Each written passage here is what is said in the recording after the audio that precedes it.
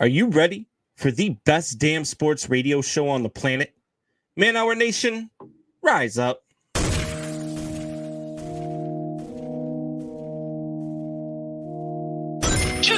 know on the beat every time, no.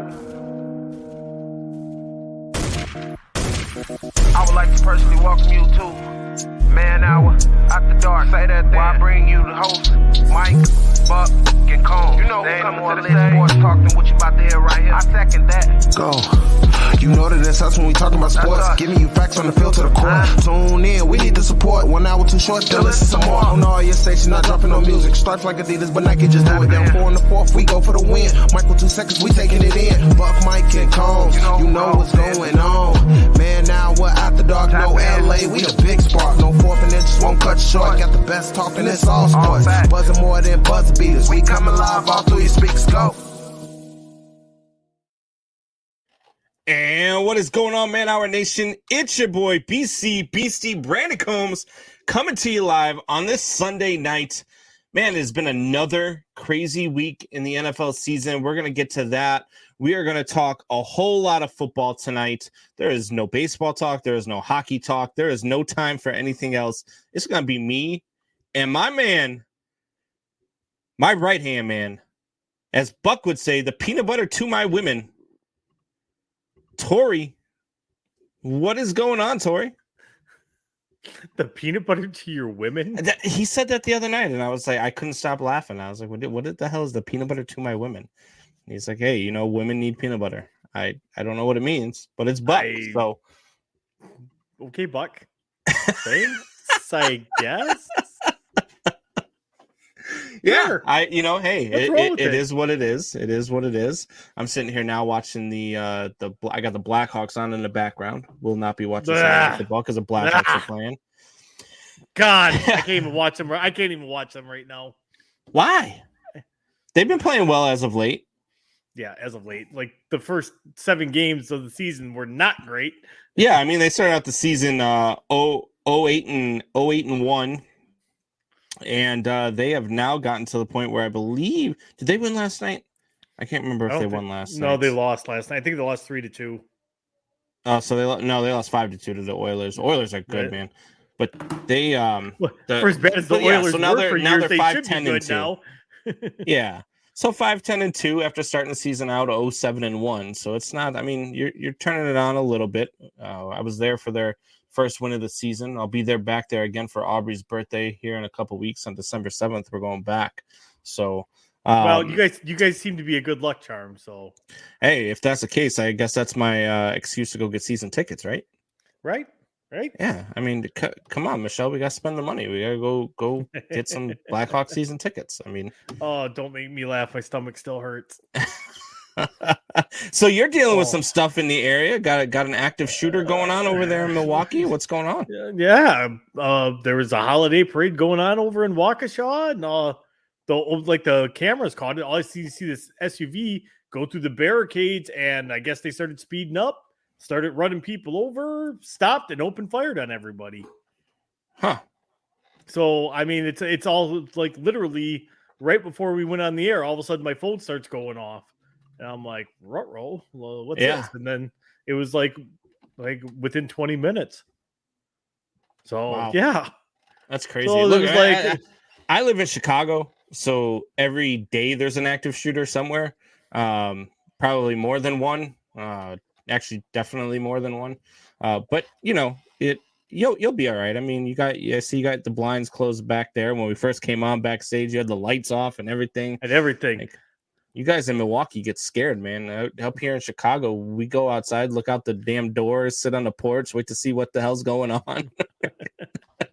Turn on our police scanners, you know? So I don't listen to the police scanner. Michelle chimes in. She says we're getting Cub seat. Look, I mean, I'm telling you right now. Are you making that kind of money? I mean, we either won the lottery. Right. Or, you know, Michelle's trying to get married tomorrow. One of the two is going on right now. I don't know which one it is. Buck Heiser says that Andy Dalton is. Shut up, Buck. But shut up. But Michelle said that's what they were saying earlier. About the Blackhawks, us being the Blackhawks good luck charm. Oh no, that we were not saying that earlier. No, nobody said that earlier. I'm pretty sure she was talking about the Blackhawks good luck charm when she said that. Nope. Yeah. Nope. Yeah. They are not better. See, look, she said I read that wrong. No, that's called backtracking. Yeah. She just doesn't want to admit it. That's just that's bad stuff. But anyway, look, man, we had a lot of stuff going on in the NFL today. A lot of crazy stuff. Again, man, I saw a stat that the playoff teams in playoff positions in the last 2 weeks heading into this week were 4-9 in the last 2 weeks. Isn't that insane? I believe that. It's like literally like every like heavyweight in the NFC lost today. Have we ever seen parity like we do right now in the NFL? Is that what we're seeing? I think so, but we've been seeing it for the last 20 years. And that's why I wish every league would be able to emulate what football does, because it really does bring parity to the league. Like everybody's got the same playing field. So, that's the one thing I like it. I know baseball will fight tooth and nail against ever having a hard cap. And that's as much as they the might have owners, one after the CBA is up on December 1st. This is also true because we said we weren't going to talk baseball, but that lockout is looming. Yeah, it is for sure. I mean, I'm always willing to talk baseball. We could always go off strip. I mean, we're live, raw, and uncut. So if you want to go off script, we can certainly do so. But look, the NFL right now, with everything that we're seeing, with all the teams that week to week, minus the Detroit Lions, that have a chance to win football games, is really uncanny. I mean, anybody in the chat that's listening right now, if you had the Tennessee Titans losing to the Houston Texans today, let me know. Because if you had that pick, then you know way more than anybody that I know, because I don't understand it. I don't understand. Then you've got what was it too? What the Indianapolis Colts did to the Buffalo Bills. Yeah, I was gonna say, if you picked the Colts to shellac the Bills today, So there's a lot of stuff going on in the NFL, but first thing I want to get to, which is what the title of the show is about, was I just finished watching this game. Kansas City Chiefs beat the Dallas Cowboys today. And they look really, really good. They look really, really good. Are they back to their championship form? Not yet, because the offense still just isn't clicking on all cylinders. However, you're a really good team when you cannot click on all cylinders and beat another really, really good team. You're like, it's kind of like they ho-hum their way through the game, and the defense says, offense, we got you this game. Like, I hate to say it's Chiefs football the way it's been the last 3 years. It's just kind of like, we'll just do what we need to do. Drew chimes in saying, Drew, I'm not talking to you after that post you put on Facebook. Uh-oh. What do you put on Facebook? What I missed? #Skol. Oh, I mean, so now he's up to like 31 out of the 32 NFL teams. Look, we're gonna get into your Packers here in a little while. I got some questions about your Packers, but the Kansas City Chiefs, with what they did going, it's one of those where I'm not sure if this was Kansas City making a statement that they're back, or if it was more of just Kansas City's, and I've said this before, Kansas City's probably one of the toughest places in the NFL to go in and win. No matter how good you are, no matter how bad they are, it's one of the hardest places to go get a victory on the road. And if this game is played in Dallas, do you think there's a different outcome? No, because it's still a Mike McCarthy coach Dallas team that's going to implode. I really don't. Mike McCarthy coach Dallas team that was 7-2 heading into the day. And now they're 7-3. Well, yeah, they were 7-2 heading into the day. Now they're 7-3. Are they? Yeah, but they've lost. Haven't they lost the last 2 games now? I believe so. I believe they lost last week as well. No, they did not. They beat the Falcons last week. They lost the week before to Denver. Denver, that's what it was. Yeah. Yeah. I don't. It's just my thing is it's typical Chiefs football. The defense sleepwalks through the first month and a half of the season. Like, oh my god, the Chiefs are terrible. They're over. And then all of a sudden the defense is like, all right, I guess we'll start playing. The offense is like, well, we're still trying to find a good rhythm. The Chiefs treat the NFL regular season like regular NBA teams treat the regular season that make the playoffs every year. They're like, we'll turn it on when it gets closer to the playoffs and start getting ready for that. The one person who did make it out of this with a win no matter what was Buck, because his Chiefs beat his Cowboys. But if it was the other way around, he would have been able to say, the Cowboys, who I picked to be good, I told you they were good, walk into Kansas City and beat. So no matter what, Buck won today, right? Because it was just going to be a win for him no matter what. The only time we'll ever say Buck would have been right no matter what. Yeah. And I mean, look, Cowboys fans aren't worried because they're Cowboys fans, and no matter how bad they are or how much they lose by or how bad they look on any given week, they always feel like they're still the team to beat because they're Cowboys fans. They haven't won nothing since 1995, but they're still the team to beat. So was this more of a bad loss for the Cowboys, or was this just one of those, hey, look, we went into Kansas City, we gave them our best go, and they were just better than us today, any given Sunday?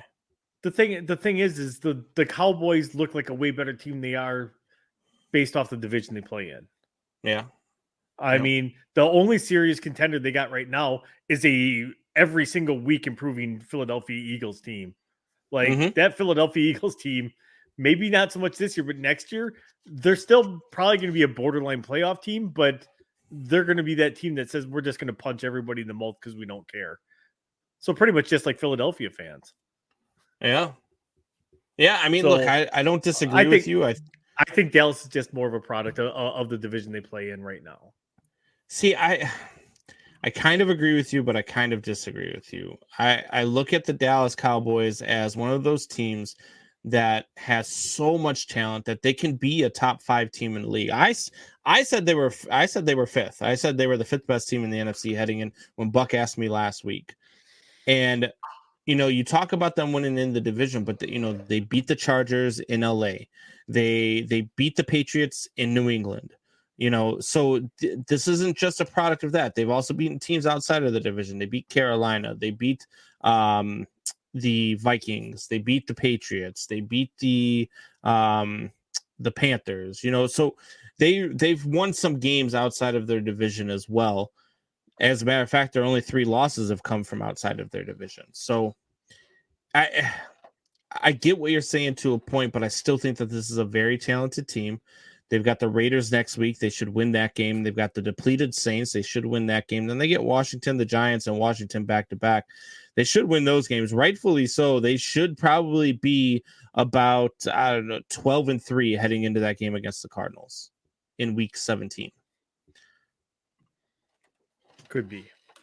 Because I don't see it. Do you see any team in their division beating them? I mean, I don't see Washington beating them. And Philadelphia could possibly give them a run, just because it's a team. That team is so young right now that they're learning. So they could come out and punch them in the mouth, or they could they don't play them to week 18. Stomped. Right? Yeah, they don't play them to week 18. They lost by 20 earlier in the season. And I said last week that I think potentially the Eagles could end up 9-8. Yeah, I could see it. I mean, we're definitely going to talk about the Eagles a little bit more. I could definitely see the Eagles at 9-8. I think that every week they show that they're improving. I think too that the Chiefs right now, as we just had the Torry, don't feel bad. My Saints got my Saints. Drew, if you have not been paying attention to the Eagles the last 3 weeks, it's a team figuring shit out. Yeah. And they're looking good. Look, Jalen Hurts looked really good today.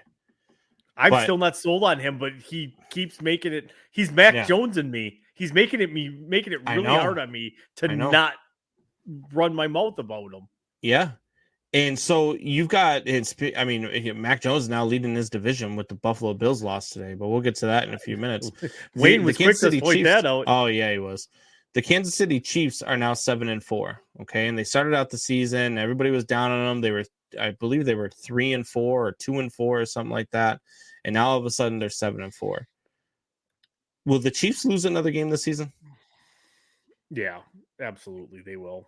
They'll lose one or two more. It's the way of the world. Not every team. You're not going to win every single game.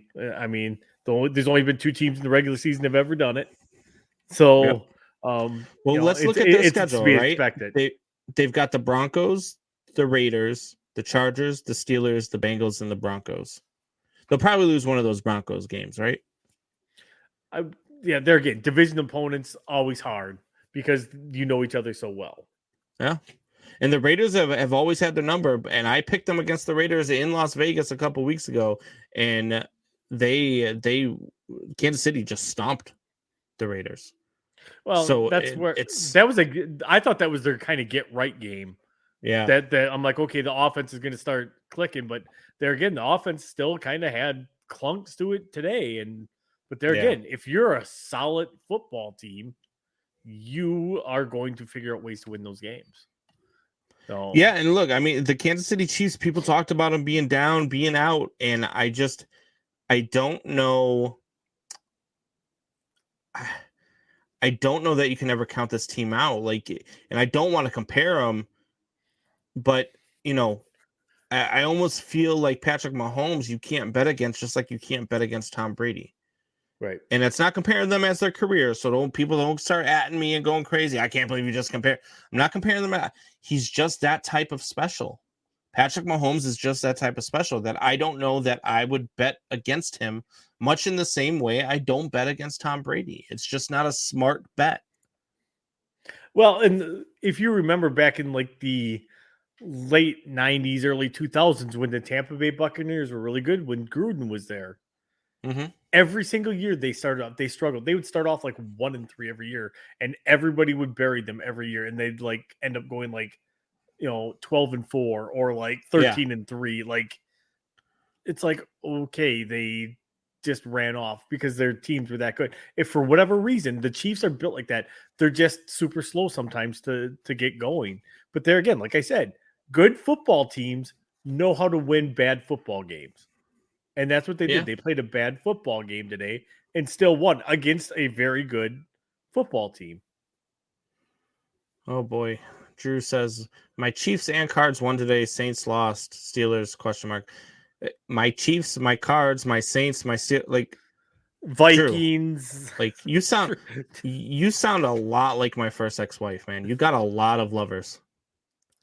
You got a lot of people you're involved with, man. Holy Drew, moly. How'd them Cornhuskers do Saturday? Oh boy, he's a Cornhusker fan too? Yeah.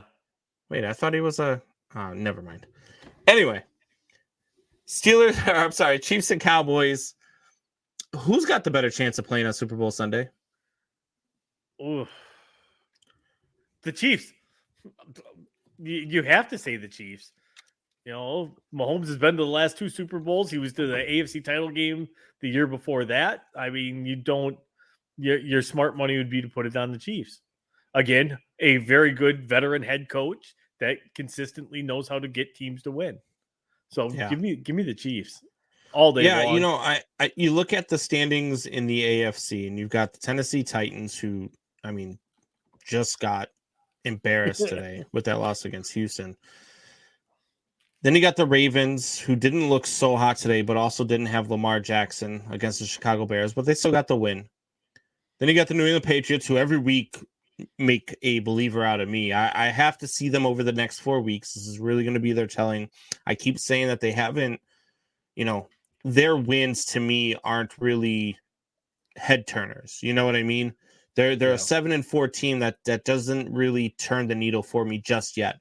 But their next 4 weeks against I believe it's the Titans, the Bills, the Colts, and the Bills again, is really going to tell the story of how good this New England team is. And then you've got the Kansas City Chiefs right behind them. So out of those 4 teams, I'm taking the Kansas City Chiefs. And then when you go over to the NFC side of things, obviously you've got the Arizona Cardinals sitting there at number 1. And to me, they're the best team in the NFC. And you got the Packers. Then the Cowboys and the Rams are sitting there at 7-3, and you got the Buccaneers at 6-3, right? They play tomorrow night against the New York Giants. Expect them to be 7-3, but you don't know. Let's just say they're 7-3. Well, but yeah, but after who's watching Tom Brady's football Achilles today, heel?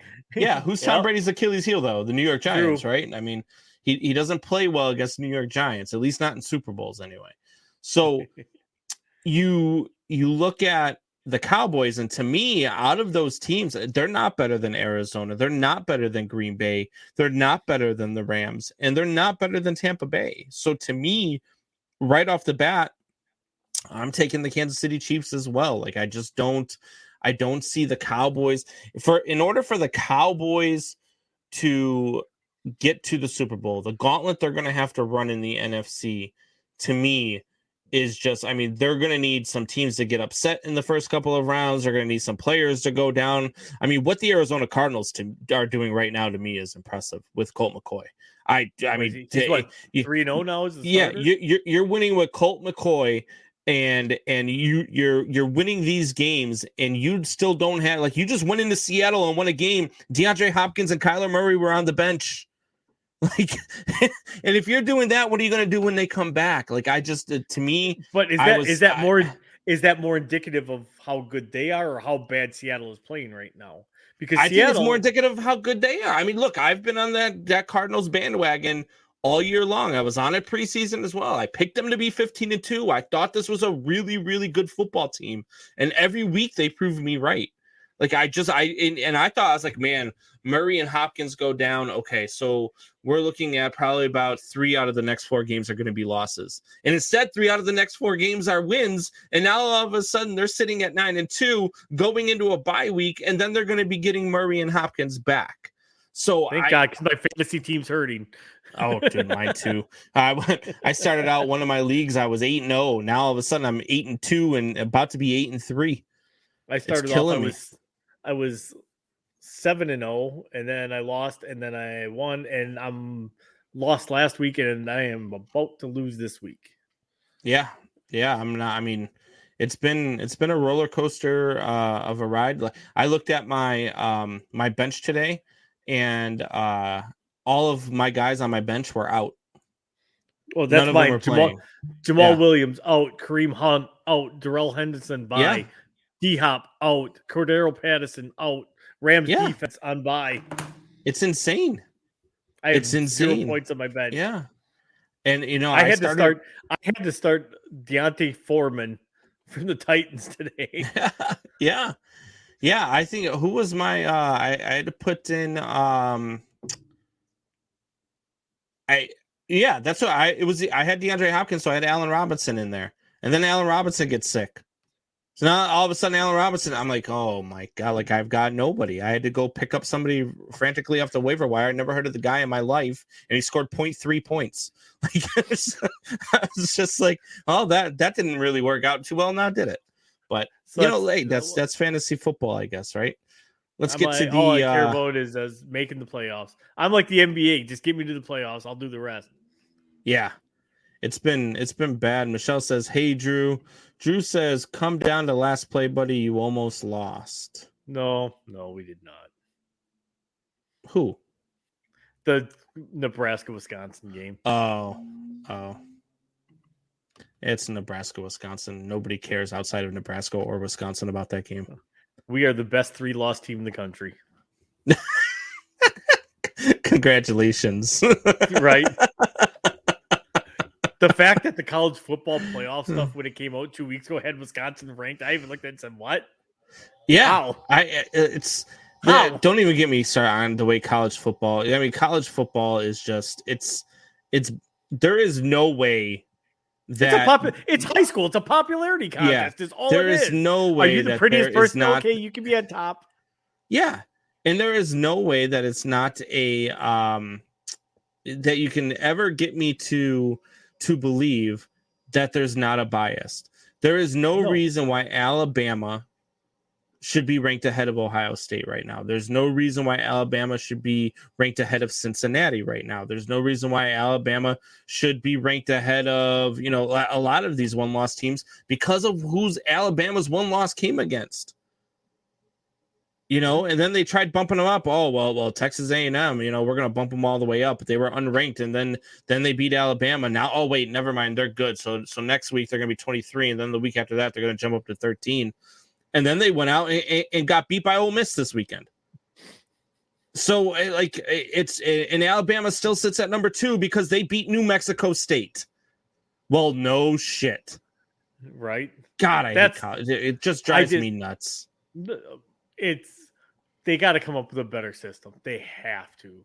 Because literally, that's all it is. So, and it's other teams. So, other teams get penalized for not winning by enough. Yeah.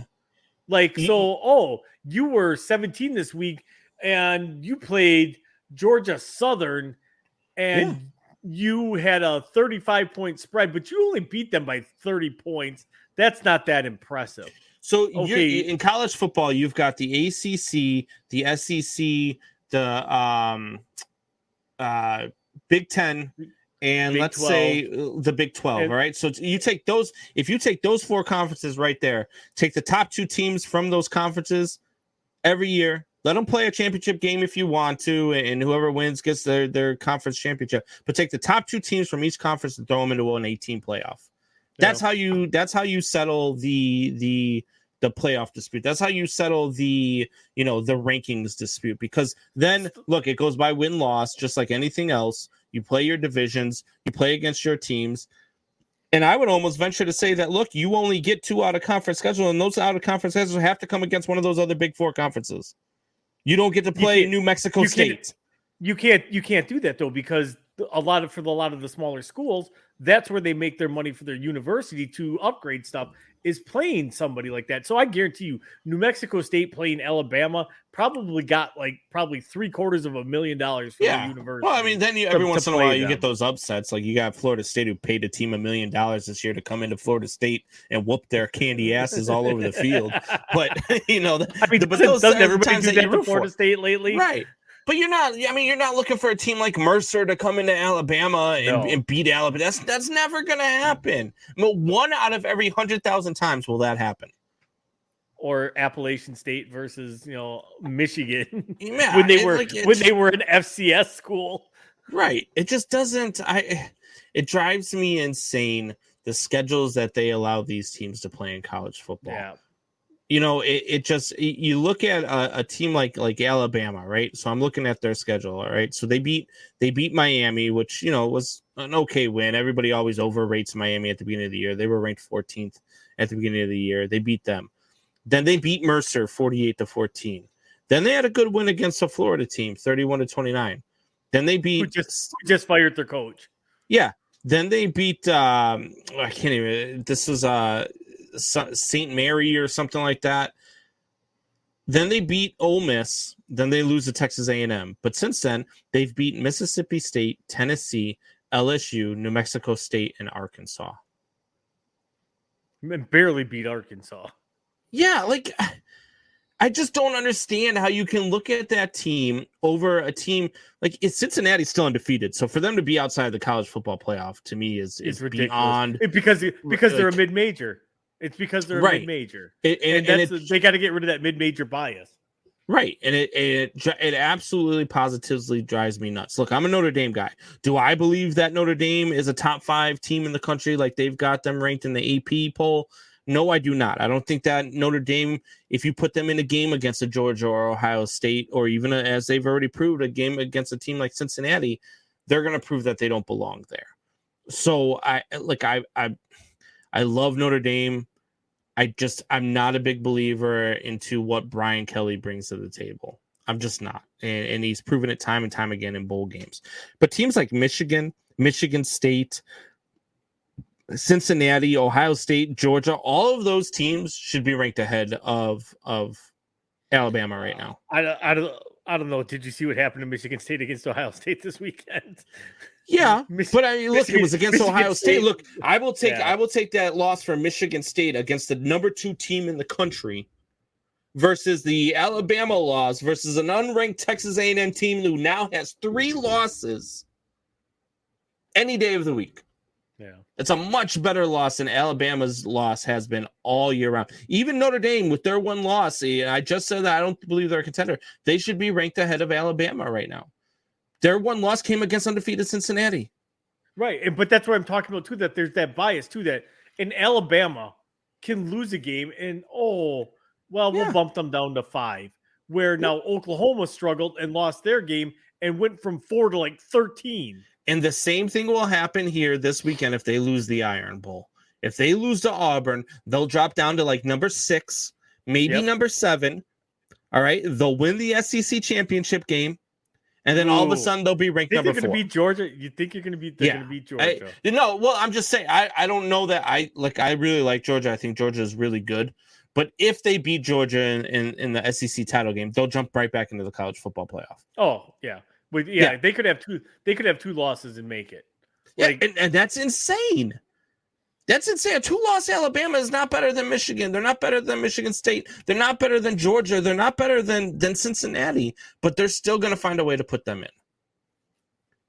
But anyway, we went off on a little tangent there. We're going to go ahead and get to our first break. And when we come back, we will get into some more NFL. Stay with us. We will be right back.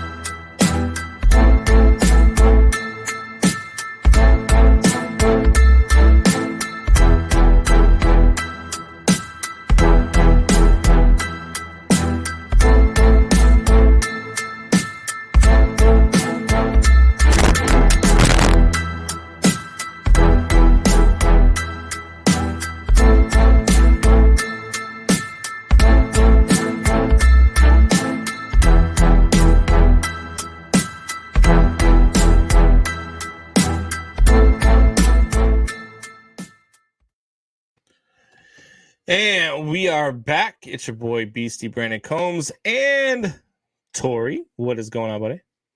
Torry, we gotta come up with a good nickname for you, like Beastie. We gotta get some merch going.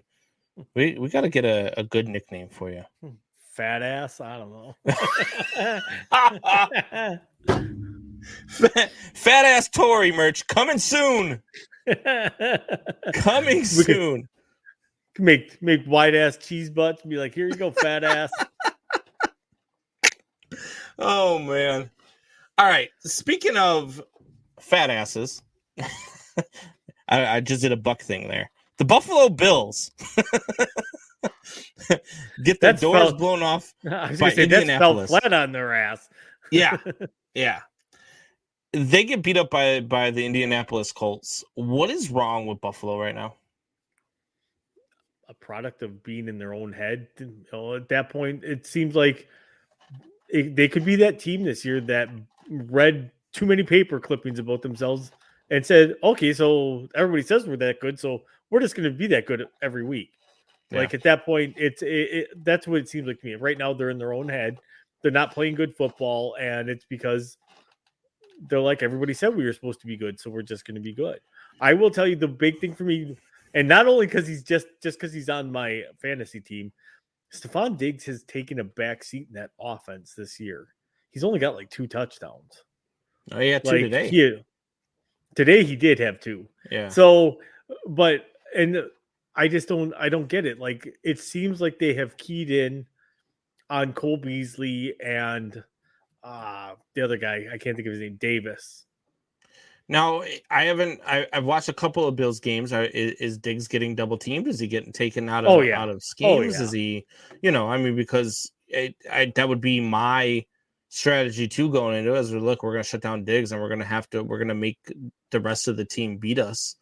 But the Bills have to find a way to do that. I mean, this defense, the way this defense had played, I mean, we're talking about a team that had only given up 20 points or more twice this season. Just went out and gave up 41 to the Colts and let Jonathan Taylor put the ball in the end zone 5 times. From the University of Wisconsin. And then the offense, who was scoring at a phenomenal clip through most of this season, and the last 4 weeks have scored 26, 9. They did put up 45 last week, but it was against the Jets, and then 15. Yeah. Like this team all the way around, defense and offense, is just struggling right now. And to me, it's mind-boggling. And the New England Patriots have taken advantage of this struggle of the Buffalo Bills and have now taken control of this division.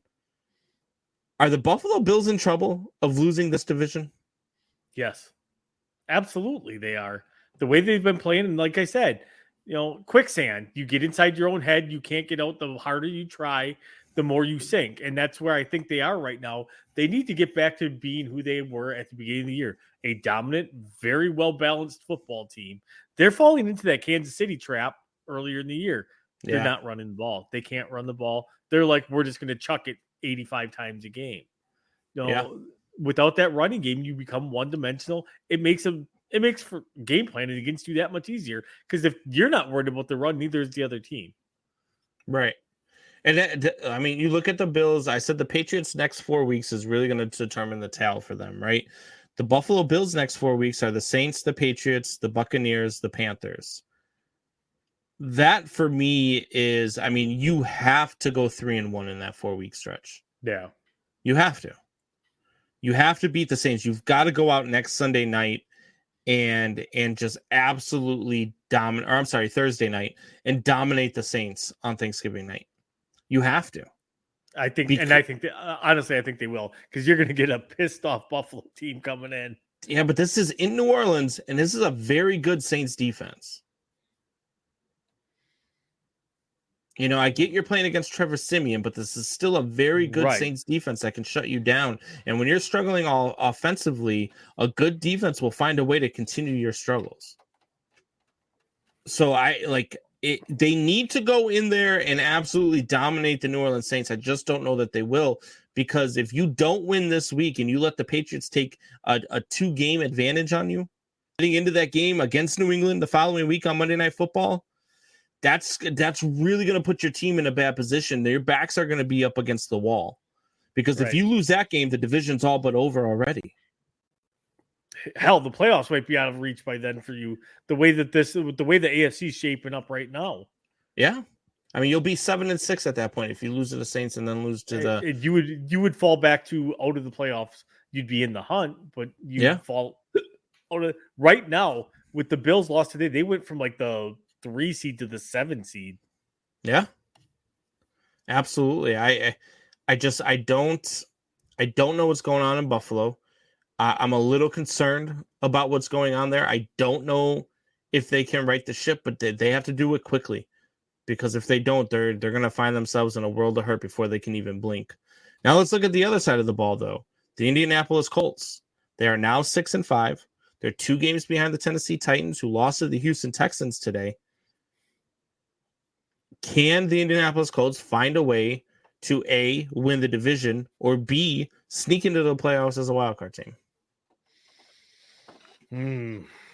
It's a team finding its groove, so they could get dangerous here. So I think the division's out of question. I don't care who you are. 3-game leads, even at this point in the season. It's only a 2-game lead. But now but it was a 3-game lead going in today. Yeah. Still a 2-game. That's still a tough lead to overcome unless the other team completely implodes.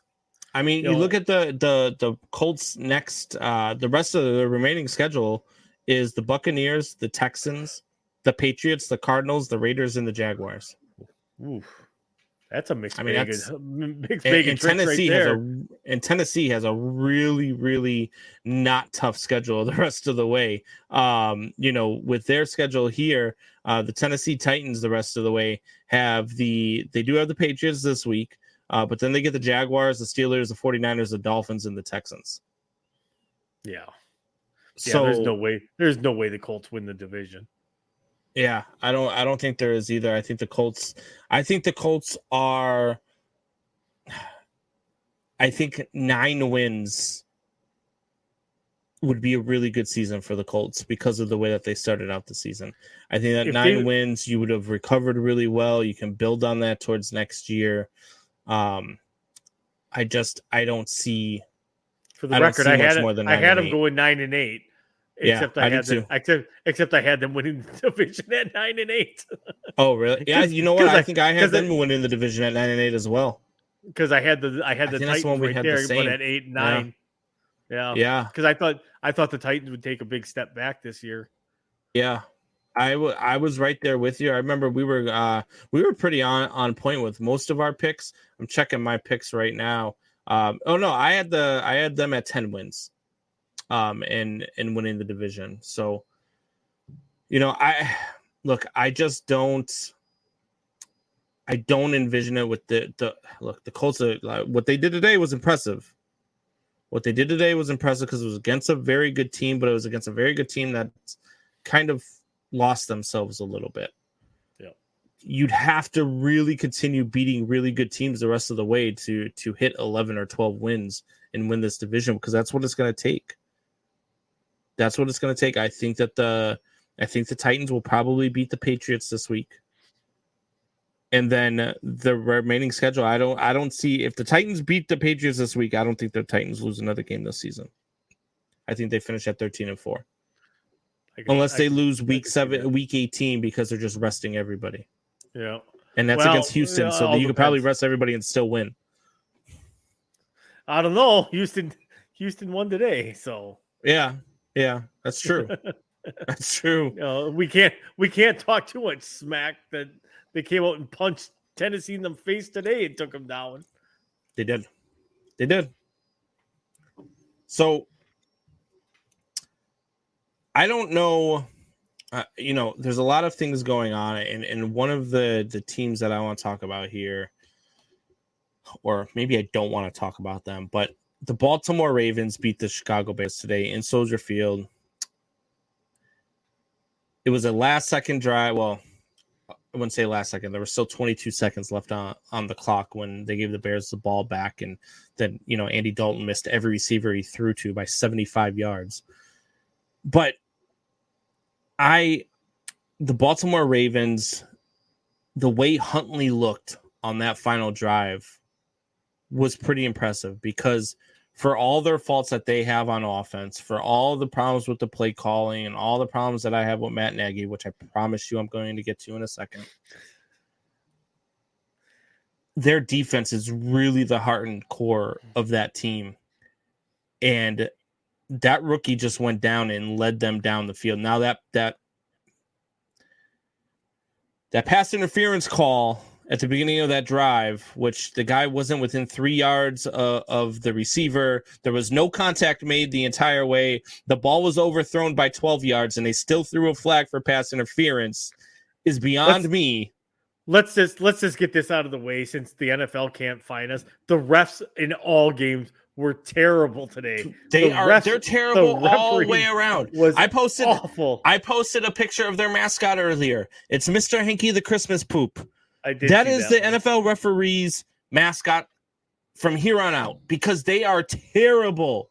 Refereeing in the NFL is the absolute worst across professional sports, period, and it's not even close. But that being said, the way that Huntley poised himself after that pass interference call and led them down the field to that game-winning touchdown was impressive to me. Was it impressive to you? I think so, especially being a rookie making your first start. Coming in, having to do what he did. Granted, there again, it's not a very good Bears team. However, you're still making your first start. And you came in, but you've done that your whole life where, okay, I've had to do this. I've been through this situation before. However, against an NFL caliber defense, which the Bears defense is not terrible. I mean, obviously losing Mac for the season kind of hurt, but they're still not a terrible defense. Oh, but I mean, Robert Quinn stepped it up to him, and Robert Quinn was all over the field today. I mean, every time that Huntley tried to roll out, Robert Quinn was chasing him down. I mean, he was a madman today. So you've got a guy, you've got pass rushers, you've still got Roquan Smith, you've still got the guys in the secondary, you've still got pass rushers that you can depend on that can go out there and still do those things. So the Bears defense and what they were still able to put on the field, even without Khalil Mack, that's still extremely impressive. Absolutely. And there again, I give Huntley all the credit in the world. Yeah. 9 times out of 10, is that probably going to happen? Probably not, though. I will say he played poised. He played within himself. He didn't try to go outside himself, and that obviously helped him. But there again, that's to me, in my mind, that's one of those things that 9 times out of 10 probably isn't happening. Yeah, I mean, you had a couple of blown coverages there on that drive as well, which, I don't know how you allow that to happen on a 2-minute drive in the fourth quarter with the game on the line. I don't know how you can possibly blow coverage at that point in the game, but it is what it is. I'm going to say that probably may have taken Matt Nagy out of the Coach of the Year consideration. How does Matt Nagy still have a freaking job? That was a great segue for me to just get you fired up. How does he still have a job? This man, Michelle, get 911 on the line just in case. This man, on 3rd and short, decides to throw a 40-yard go route, which misses and brings it down to 4th and short, and then brings out the punt unit. If it is 3rd and short and you're throwing a 40-yard go route and you're in your own territory, I'm sorry, you're in the other team's territory in field goal range, or not field goal range, but just outside of field goal range, and you go that, you have to go for it on 4th down. Otherwise, what are you doing throwing a 40-yard go route on 3rd and 1? And instead he brought out the punt team. That's watching the Mike McCarthy school of coaching, because McCarthy is notorious for having a 3rd and 1 or a 3rd and short and doing like a 45-yard chuck down the field. He used to do it all the time in Green Bay, which drove me nuts. I just don't get it. I don't understand what the hell he's doing sometimes. I don't understand the play calling. I don't understand for the life of me what Matt Nagy is thinking sometimes when he does some of the things that he does. I don't get it. And then people, and it drove, oh my God. All of a sudden, Bears fans were chanting for Andy Dalton today because Fields got hurt. And then Andy Dalton came in, and on 2 passes, they scored a touchdown. 1 pass was a 20-yard pass to the tight end. And then on the next pass was a 10-yard out route to Darnell Mooney. Both defenders collided with each other, and Mooney got a free break at the end zone, 60-something yard touchdown pass, right? And now all of a sudden the fans are chanting Andy's name. And I'm like, oh, what are we doing? What is going on in Chicago right now? And then after that, he just proceeds. I mean, like he was terrible. He was just god awful. I mean, he can't hit a receiver that is further than 8 yards downfield. in his shot. He just can't. He overthrows everybody, underthrow, like whatever he does, he does it poorly. And it's just bad. Watching him with 22 seconds left, you're trying to throw a couple of routes out to the sidelines to get downfield, maybe try to get yourself in field goal position to try to tie the game. And I mean, he's missing guys like by a mile. I mean, it's not even close. The Bears had no chance.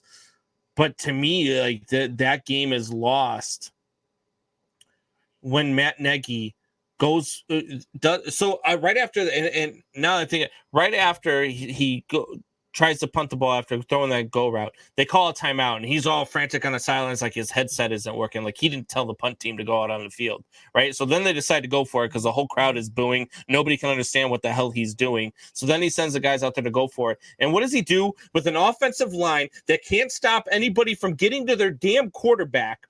He lines up in a freaking wildcat formation with the running back to try to run it straight up the middle. They can't pass protect for your quarterback. What makes you think they're going to be able to protect for your running back? What kind of sense does that make whatsoever?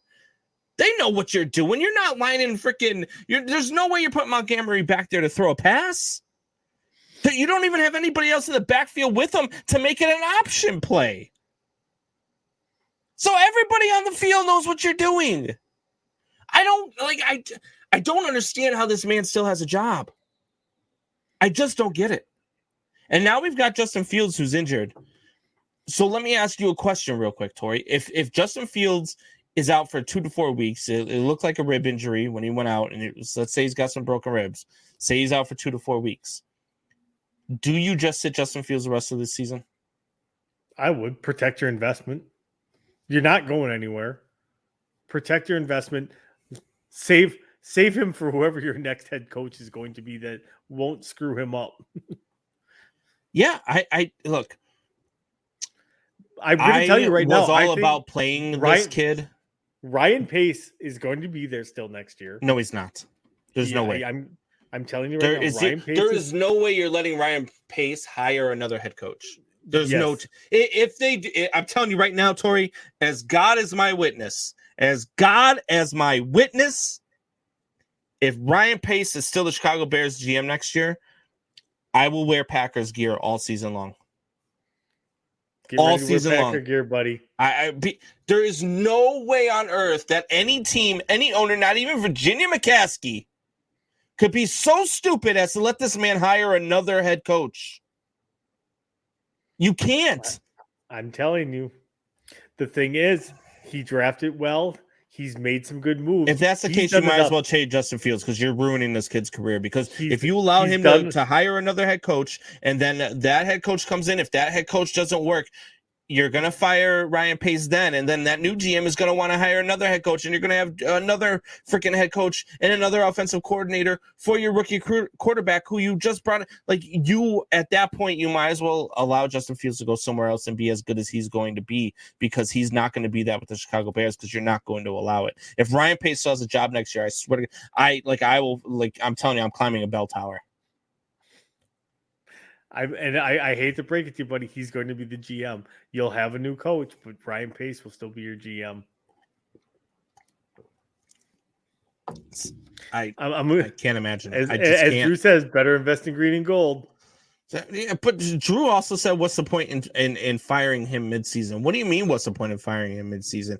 You allow somebody else to come in with your rookie quarterback, and maybe allow somebody else who can come in and have some actual, play calling that makes sense, that allows your rookie quarterback to thrive and to develop. Now, that doesn't have to be the guy that you're moving forward with, but at least gives them another look because this guy for sure, 100% certain, Matt Nagy is not the guy that can develop Justin Fields. So you get him out of the picture right away. That's the point in firing him midseason. Because even if the interim guy comes in, at the worst case scenario, the interim guy comes in and it's still a failed season. Worst case scenario. But you already know 100% that that's going to happen with Matt Nagy there. You already know that. You're going to have to bring in somebody else. You're still running the same offense, though. Why are you running the same? Yes, you are running the same offense, but the play calling will be much different. I guarantee, because nobody is that bad at it other than Matt Nagy. There's nobody in the history of human mankind that is worse at play calling than Matt Nagy. Nobody. Don't you remember your old head coach Adam Gase? I would take Adam Gase right now over Matt Nagy. That's not good. That's not good. Buddy. No, it's horrible. But I'm giving you a virtual hug right now, buddy. Because if you're saying that, if you're saying you would take Adam Gase over Nagy, you're insane. Because Adam Gase has been nothing at all as a head coach except for insane. Yeah, I agree. But Matt Nagy is the same damn head coach. Like Matt Nagy just. So are you saying they shouldn't go after Eric Bieniemy then? Because your history of Kansas City coordinators becoming your head coach is not great. I wouldn't mind Eric Bieniemy because at least Eric Bieniemy has shown over the last few seasons that he can do great things with Kansas City. But so did Adam Gase. So did Adam Gase and Matt Nagy. Matt Nagy did not show that. I completely disagree. Matt Nagy was a part of the one team that turned Alex Smith's career around. Matt Nagy is the one that was the offensive coordinator the year before he became the Chicago Bears head coach, which led the absolute collapse of the Kansas City Chiefs in that playoffs. Like the play calling was atrocious in that loss. They were horrendous in the playoffs. And Matt Nagy had taken away, that was more a year of Patrick Mahomes coming out than it was of Matt Nagy. Patrick Mahomes that year took Matt Nagy to bigger levels than what Matt Nagy is capable of doing. Eric Bieniemy has developed game plans, and Eric Bieniemy now, a team that started out 2-4, has turned this around, and now all of a sudden they're 7-4. Has turned this around and shown that he has the ability to make adjustments to show, hey, that when this is going wrong, I can adjust here and I can adjust there. And now all of a sudden we're going to be winning. Like that is the kind of guy that we want. Eric Bieniemy is a smart man. We haven't had a good head coach in Chicago since we fired freaking Lovie Smith after a winning season, by the way.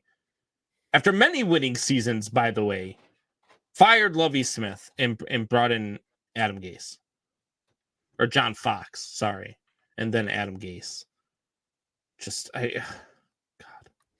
The thing is, on the John Fox thing, if John Fox was available at that time, any team would have done anything. John Fox was a good head coach. I like John Fox. The problem was Ryan Pace did not like John Fox, and Ryan Pace did a lot of shady stuff behind without telling John Fox. John Fox had no say in drafting Mitch Trubisky. He didn't even know he was getting drafted until he saw the notification come across his phone that the Bears drafted Mitch Trubisky, and that's a problem. That's a problem. I don't blame John Fox. As a matter of fact, the first year that Nagy was a head coach, they went 12-4. It went to the playoffs. That was a John Fox team.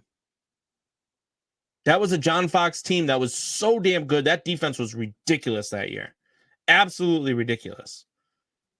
And it was just, that's where, to me, like I liked John Fox. I thought John Fox was just fine as a head coach. I didn't have a problem with John Fox at all.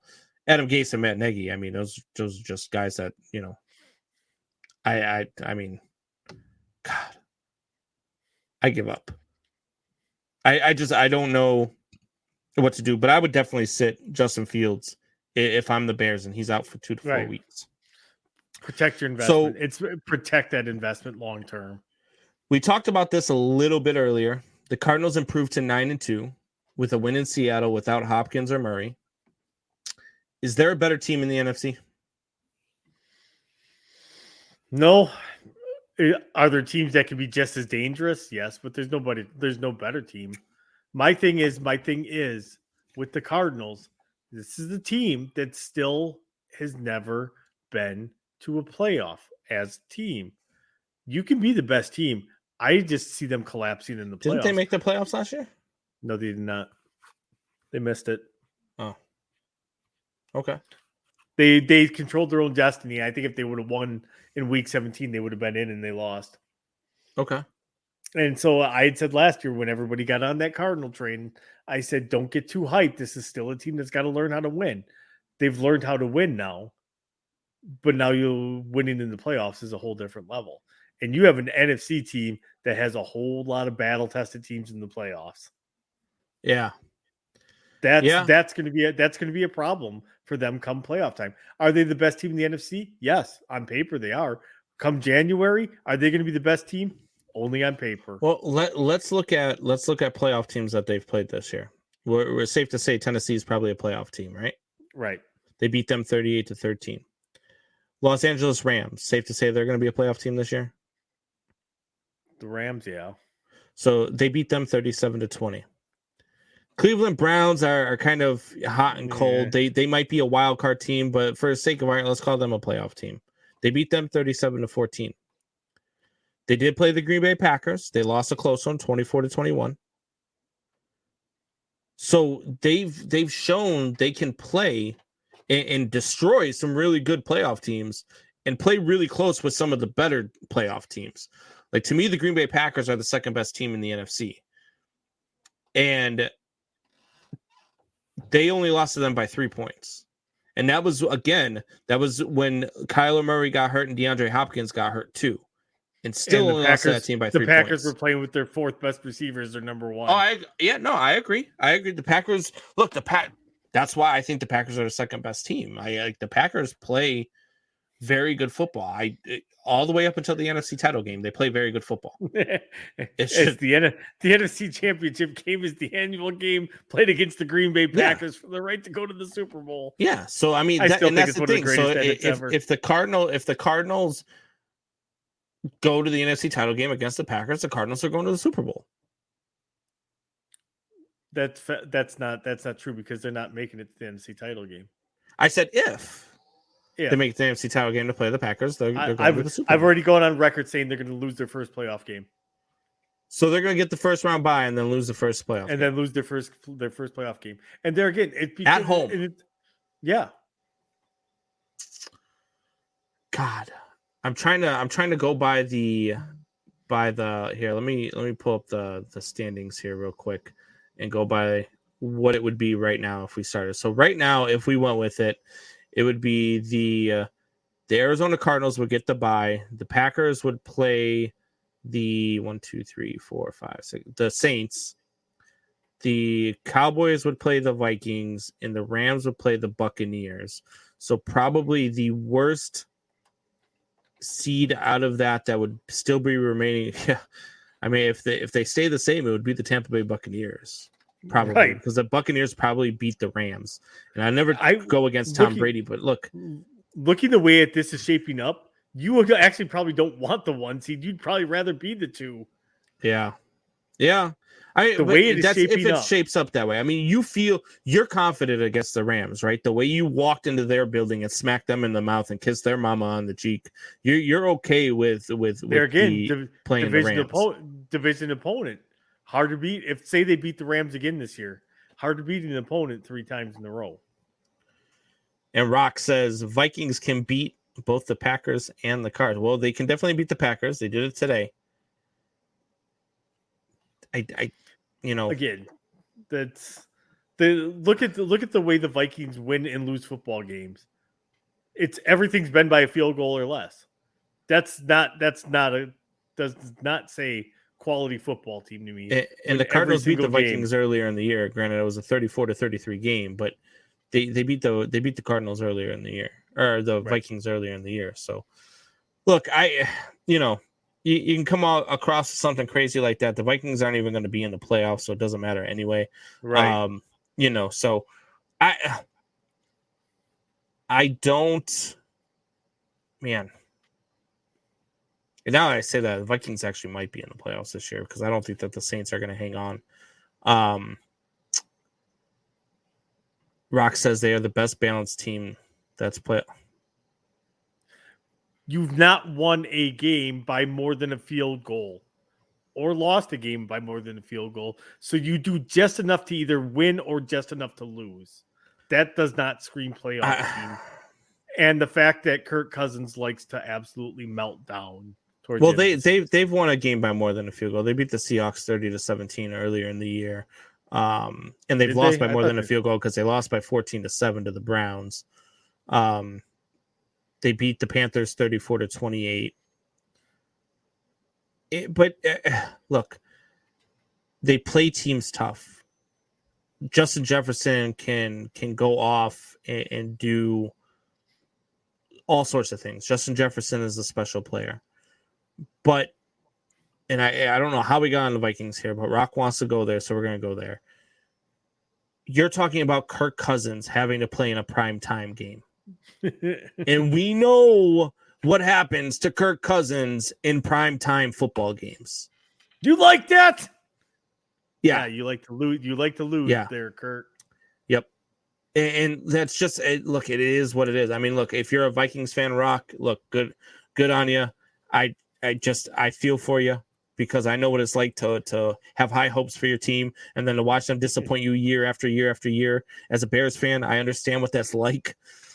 But if you truly believe that the Minnesota Vikings can be one of the best teams in the NFC, then you're just not being honest with yourself. Right. You're just not.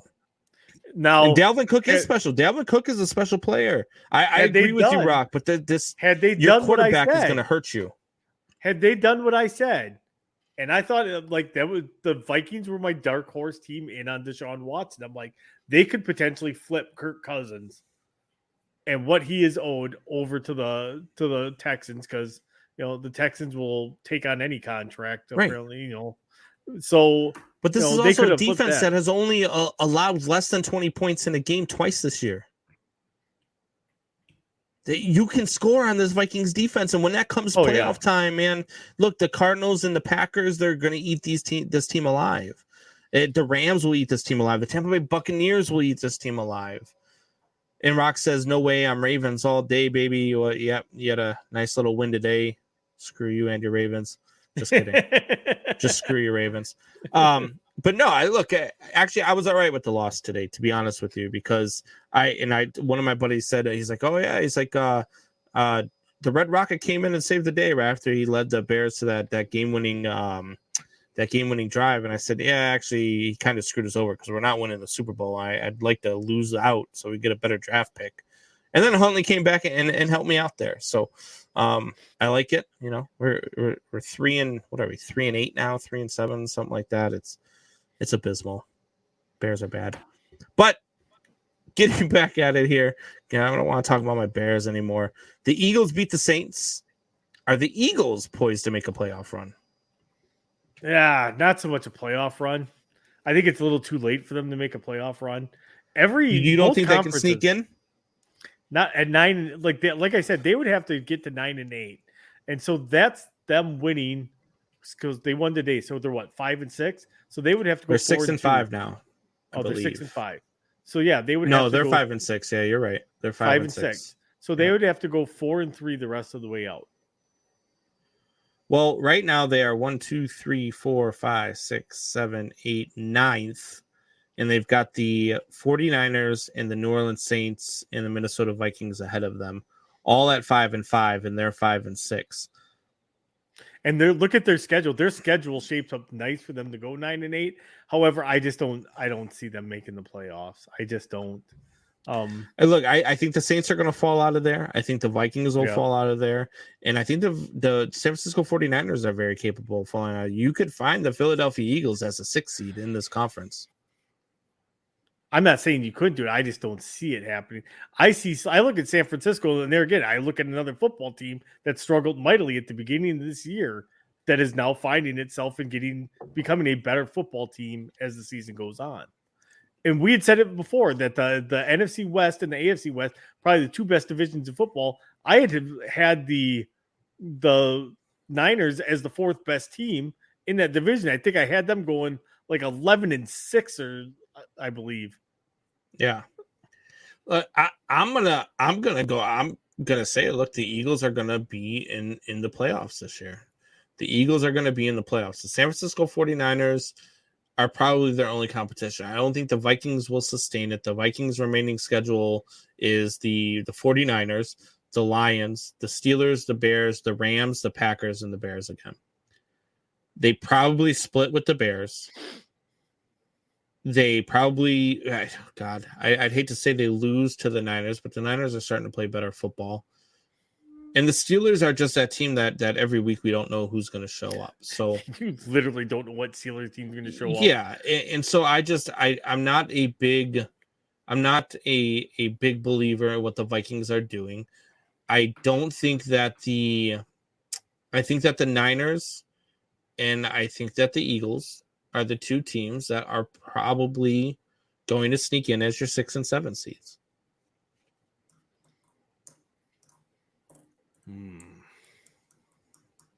Basically, let's say this. Let's say it comes down to next week, right? So if the Vikings beat the 49ers, right, the Vikings are probably going to be your 6 or 7 seed. But then it's going to be between the Niners and the Eagles. Who do you trust more?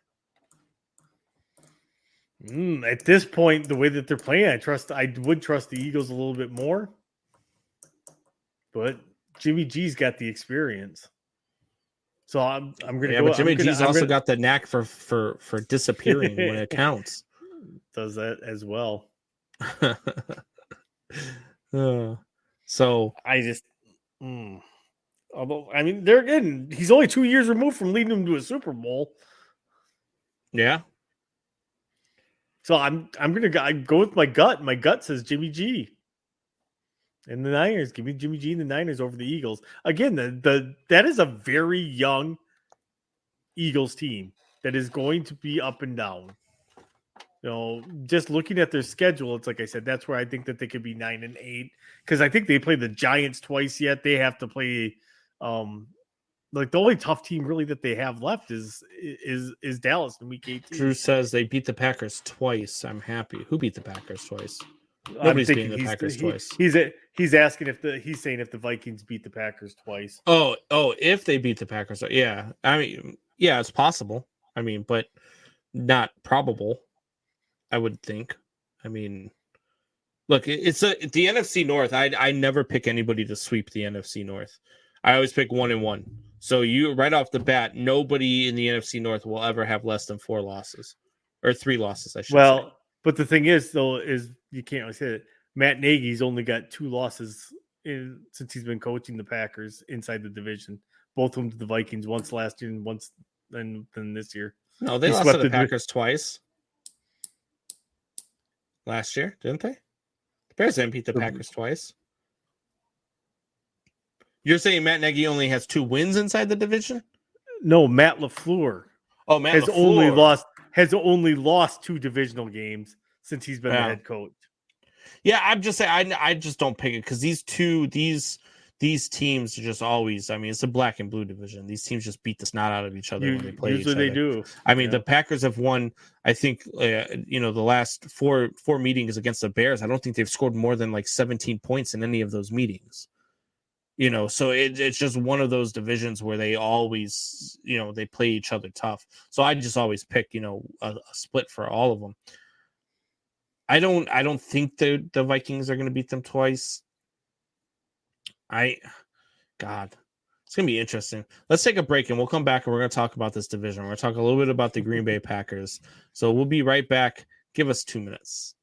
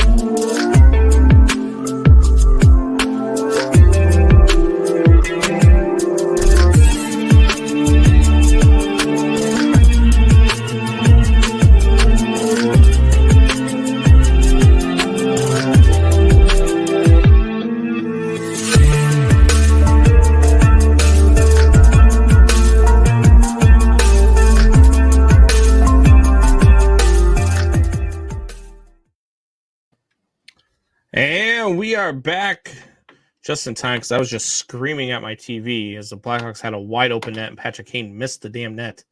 Oh, anyway. So let's get back into it here. I said we want to talk a little bit of Green Bay Packers. Tori, as we get into it here, I got to ask you a question, man. How much is your Green Bay Packers share worth? The original one that I have is $250. So did you see the ESPN piece on the worth of the Green Bay Packers shares? It's face value, no matter what. So if I wanted to sell it back, I get $250. So from what I saw, and correct me if I'm wrong, but what I saw in that piece was that if the team always has the right to buy back the share from their shareholders for $2.50 a share. And that's what I saw in the thing. And that the actual share is actually worthless because there's no value on the share. There is no, like, you don't have any say in any of like the team, going on. You don't have any say in any, like, there's nothing. There is no worth to a Green Bay Packers share. Other than saying you're an owner, pretty much. I mean, it's not like you could go to the owners meeting that is just Lambeau Field stuffed full of people cheering and getting the financial report. But do you get any? You don't get a dividend, though, right? They don't pay you out a dividend every year. No. So what is the point of the share? Because they're the only publicly owned team in all the NFL. But stock doesn't rise. Like, yeah, I mean, I don't know much about stocks, but like I know that when people invest in them, they expect them to rise, and then they sell when they think it's so they don't. Peak. Yeah, but they literally, it's just all it is. It's another revenue stream for the Packers that they do. So like when they upgraded Lambeau Field, most of that was done off of the stock sale. And then when they had the 0.5, sales tax added on, which barely passed, it went past like 51 to 49% here. Like it was pretty contested. Like they didn't want the 0.5% going. Like why? You're an NFL team. Yeah, I saw the piece and I immediately thought of you as I was watching the piece. I was actually at forget where I was when I was watching the piece. It might have been here at home. But I'm watching it and I'm like, wow, the Packers, it's got no value. It's like, what is the point of having an investment in something that you don't get a return on investment? You know what I mean? So other than just saying, hey, look, I'm a 150,000th owner of the Green Bay Packers. That's literally it. So next year when Ryan Pace is still the GM and you become a Packer fan, and I say, hey, I want to sell you my stock, I could only sell it to you for $250. So has this ever worked for you in the bar? Have you ever gone out to a woman and she's like, what do you do? And be like, well, I'm part owner of the Green Bay Packers. No. It's never worked. Have you ever tried it? You can't do Why that can't in Wisconsin. You? What do you mean? You can't do that in Wisconsin because our women here know more about football than most people. You don't just go to Wisconsin, though. You travel. Well, I do, but no, I don't. Yeah. I mean, why not? What the hell's wrong with you? Now you can't do it because ESPN just ruined it for everybody and told the whole world that it's worthless. But now it could be like, hey, I'm a part owner of the Green Bay Packers. I don't need to talk like that. I'm sexy enough the way it is.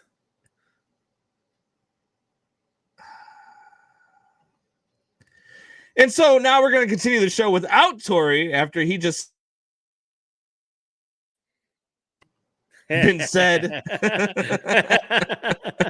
in man-hour history, the worst take than any of Bucks takes. Oh, man. I said that in Costco today. I said, Jess goes, hey, do you want to get some of these protein shakes? I said, no, because I'll get too sexy. I'm already sexy enough. And I can't believe that the girl handing out samples at the Costco counter held it together for much more than the 2 seconds I said it. Ugh. Because also she just bust out laugh after I said that. So we've got some stuff going on over here in the chat. Can the Lions beat the Bears? Says One Pride. Especially if Andy Dalton is out. I'm sorry, if Justin Fields is out for Thursday, they can absolutely beat the Chicago Bears.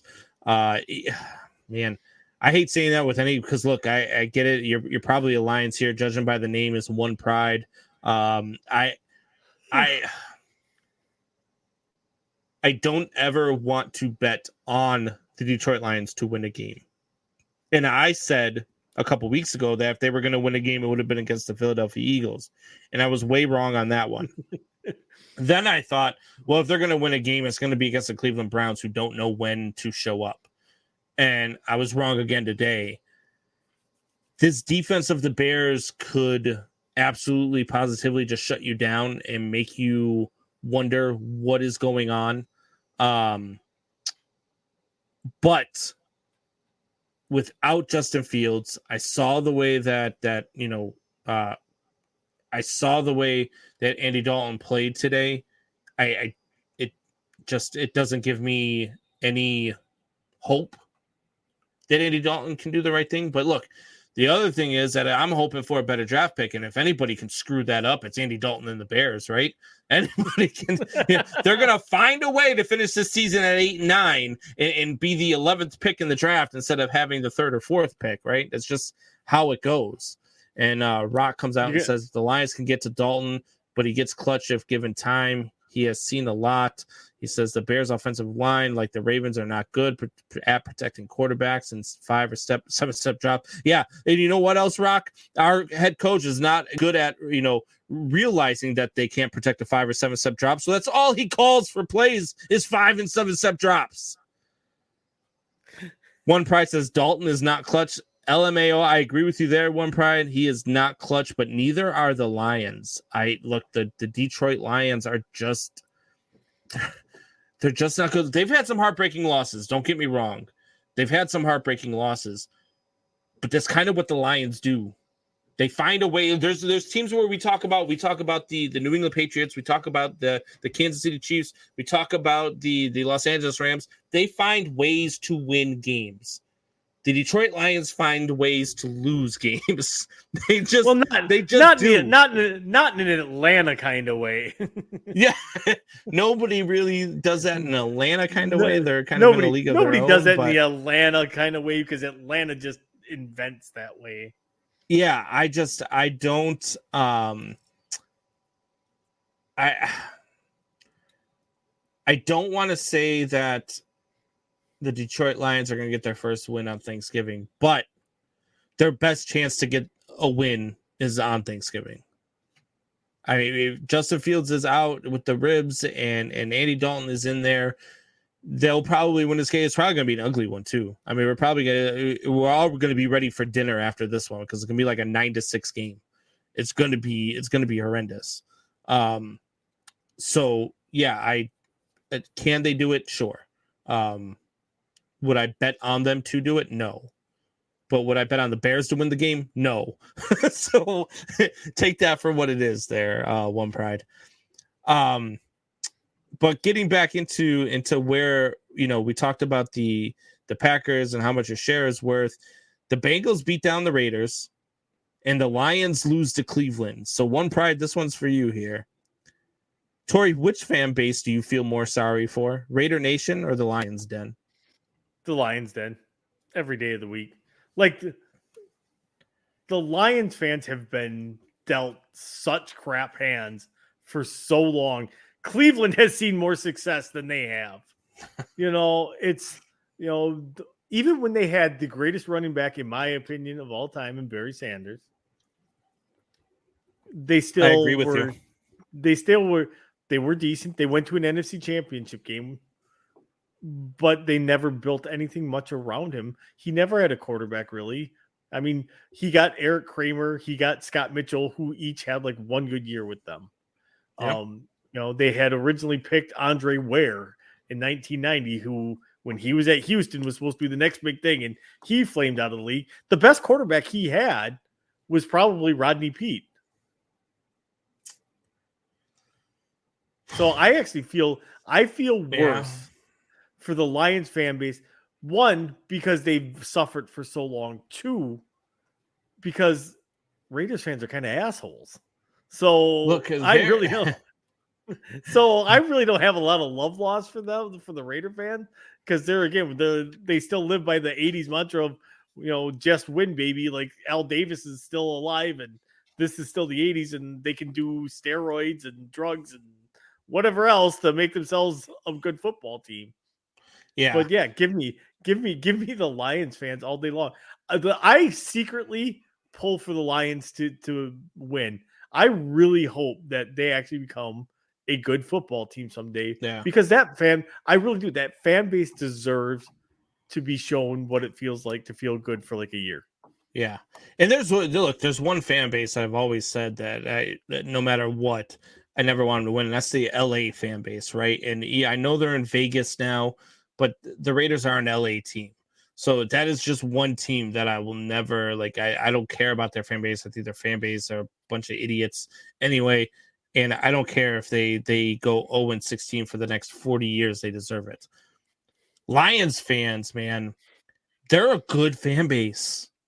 They're a very good fan base, and they love their Lions. The Detroit fan base in general, I mean, Tigers fan, I feel bad for you all the way around. The Tigers, the Pistons, like at least you had the Pistons in the 80s. I'll give you that. I was gonna say at least the Pistons won a couple of titles recently. Yeah, so. I mean, and then you had a good run later on, in the early 2000s as well. But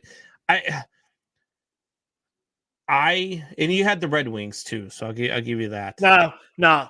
I'm sorry, Buck. You're gonna have to edit this. Fuck the Red Wings. Fuck them hard every single day. I'm with you. As a hockey fan in Chicago, I grew up on two words, and that was Detroit sucks. But I genuinely feel for Lions fans because they do deserve better. They do deserve a winner. Their organization just has no clue how to do that for them. They just don't. They get these pieces and they don't build around them. They get these pieces and they get stuck there for year after year after year until they decide they just would rather retire than to continue on playing their sport in Detroit. I just saw a picture the other day of the Detroit Tigers pitching staff from about 10 years ago, right? They had Justin Verlander, they had Max Scherzer, they had Anibal Sanchez, and they had there was another guy there. And all five of those starters have now won a World Series. Ricky Porcello. Yeah. And all five of those guys have now won a World Series. And none of them were in Detroit. I genuinely feel for the Detroit fan base. I do. I feel so bad for what they've had to endure.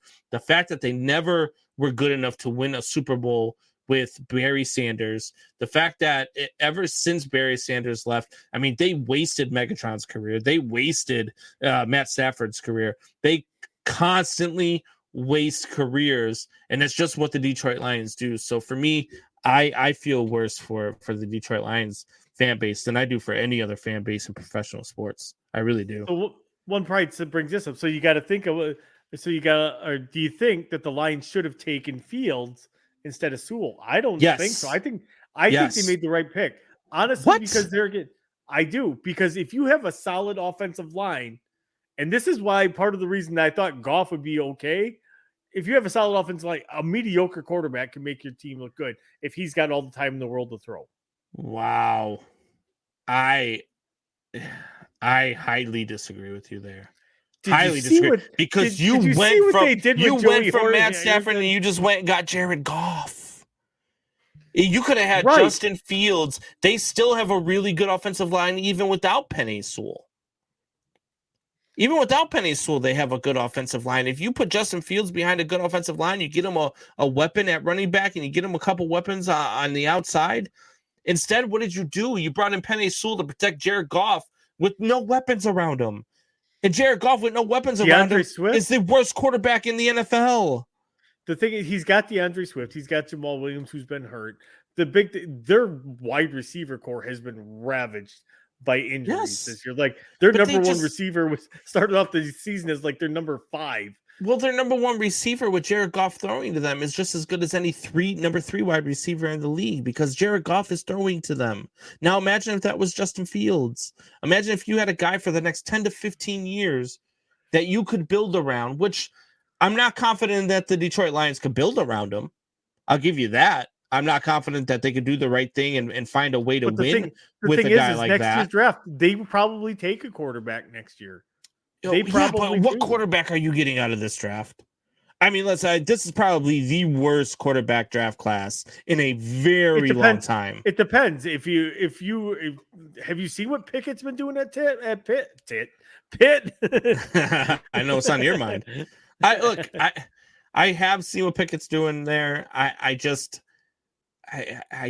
Man, as much as I wasn't a believer in Trevor Lawrence coming in to be the greatest quarterback that you've ever seen play in the National Football League, I'm not a believer in Pickett translating his game from Pitt to the NFL. I don't think his game translates. So say Pickett ends up in Detroit. Hypothetically, he has a great chance to succeed there because now he's got very good arm talent. And he doesn't got to worry about being on his backside 3 seconds after the ball snap because he has a good offensive line. He makes good reads. I'll give him that. And he's got arm talent. What are you going to put around him? You've got to go out. Look, I know you talk about the wide receiver core, but they've got to go out and do something else with that wide receiver core. Because even with the wide receiver core that they've got, I mean, they need a bottom legit 5. number 1. If you put their receiving core in against the rest of the league, do you rank them any higher than 25? No. I wouldn't. They've got to go out there and they've got to find another wide receiver. They've got to find a complimentary back to DeAndre Swift as well. This is a 2-back league now. Jamal Williams is, but Jamal Williams has been hurt. He's got that bruised thigh, whatever the heck's going on. I keep waiting for him to play because he's still sitting on my bench too, hurt.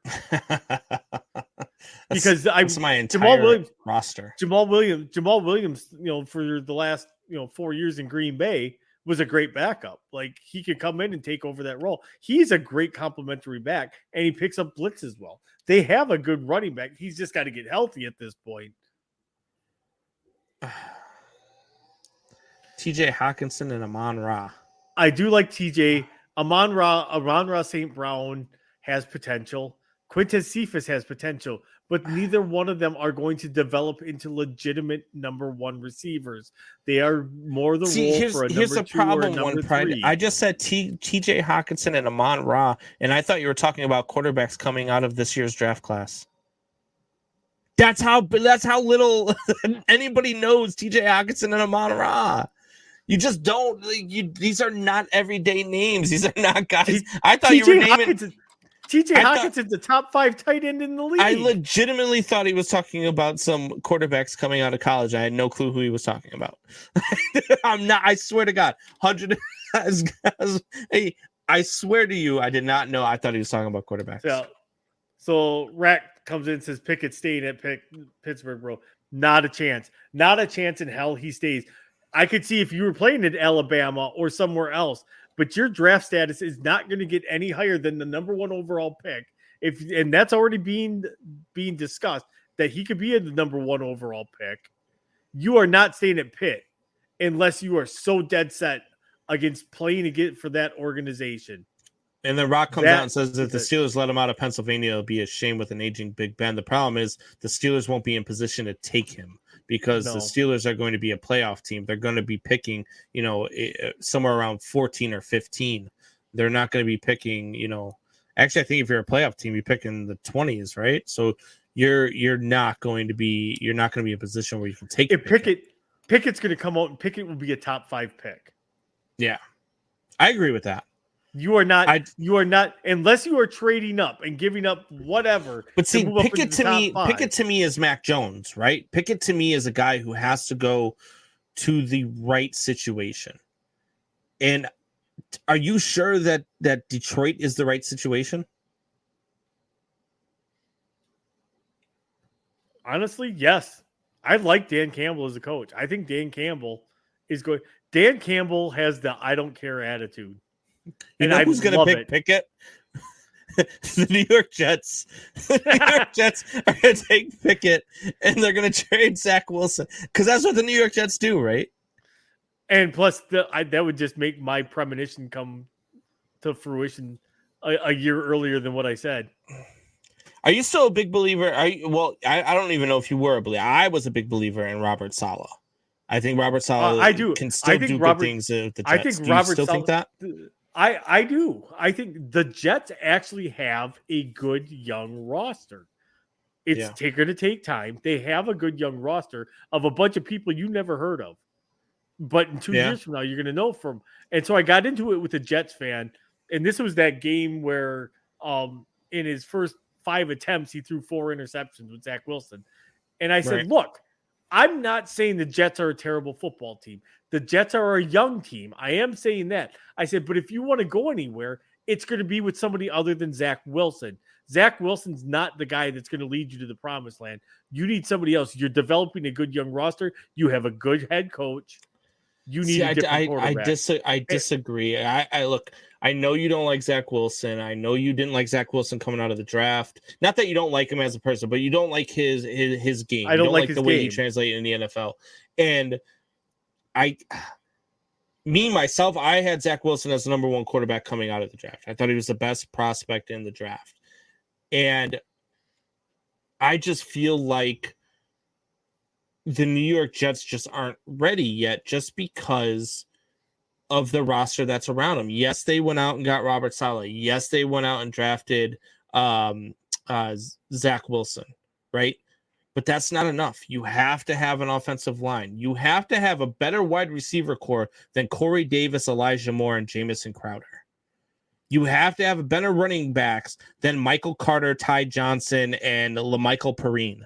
Like, you've got to give more weapons than what you've given him to honestly see what you've gotten Zach Wilson. You've got to be able to allow the guy time to throw, and then you've got to allow him the weapons to throw too before you can determine. Now, we talked about this, and I got in an argument about this on Facebook because Soup Boss actually posted in Sports Soup. He had said something like Mac Jones is the best quarterback to come out of this draft class, and then it's everybody else. And everybody else is at number 5. They said rate the top 5 draft, the quarterbacks out of this year's draft class. And I said, well, hold your horses now, because Mac Jones, yes, while he might have the best record out of anybody to come out of this draft class, has also played with the New England football team who's got a top 5 defense, and they haven't really played a really tough schedule just yet. And that's where I'm intrigued to see the draft, or I'm sorry, the next 4 weeks to see how Mac Jones performs in these weeks, because these are 4 teams, 4 wins that he absolutely needs to have if he's the real deal. And if not, if they go 1-3 or 2-2 in these games, people are going to be talking about, well, maybe we were a little bit too fast to jump on the Mac Jones bandwagon.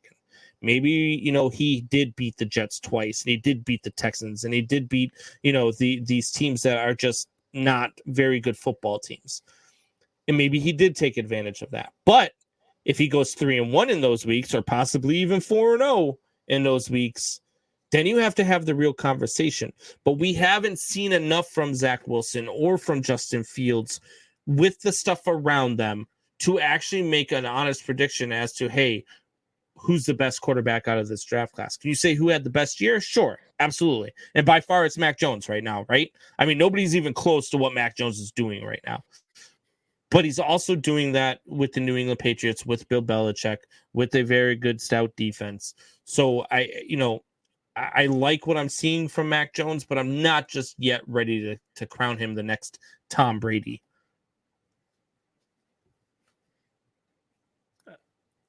I would agree 100% with that assessment of Mac Jones. Although I'm seeing it like, I love Zach Wilson. Jets might, but you're fooling yourself. So, and again, I've alluded to this already before. Look when Zach Wilson was quarterbacking the Jets compared to like a Mike White. You did not see the teammates rallying around Zach Wilson like you did with a Mike White. Mike White would throw an interception. There was everybody and their brother around him. Zach Wilson, there was nobody around him. He does something great. His teammates are all there, all around him. Like, is that something that maybe shows that he needs to work on leadership? Maybe he's not a leader in the clubhouse. Or maybe his ego maybe he's tough to be around when he's not performing. Right. Well. And it could be that too. Maybe he's, and this is where I said I don't think his game translates because I never thought he would be mentally tough enough. I said I don't think he has the fire. He does not have the fire to be an NFL quarterback. I had said that since February. Yeah. And then Justin Fields, you have to throw his season out the window, right? With his season under Matt Nagy, you have to throw that out the window. I mean, he does things that you can watch on the field. If you watch the Bears, like I watch the Bears, if you watch the games and if you see the things that he's doing, is he throwing for 300 plus yards? No. Is he scoring 30 plus points a game? Also no. Is he scoring 20 plus points a game? No. But the spots that he's putting the footballs in, the way that the completions that he's making, the way that he's driving, the way that he's being a leader on the field, the way that he's reading progressions, the way that he's doing these things are what you want to see out of your rookie quarterback. So while he's not going to have the win percentage, while he's not going to have the flashy numbers because of the system that he's in, he's also not quite there yet because he's not in the situation that Mac Jones is in. I think if you put Justin Fields with the New England Patriots, I think it's a different story. I think if you put Zach Wilson in with the New England Patriots, it's a different story. As a matter of fact, I think if you put Trey Lance in with the New England Patriots, it's a different story because of the situation you went to. You went into a spot with one of the greatest head coaches of all time, with one of the most renowned offensive coordinators of all time. And you're performing at a level where you've gone out and you've beat the Jets twice. You lost to the Dolphins, and you lost to the Saints, and you lost to the Buccaneers. You beat the Texans, and then you lost to the Cowboys. So at that point right there, you were 2-4, okay? And since then, you've won 5 straight, but you've beat the Jets. Good win against the Chargers. You beat the Panthers, you beat the Browns, and you beat the Falcons.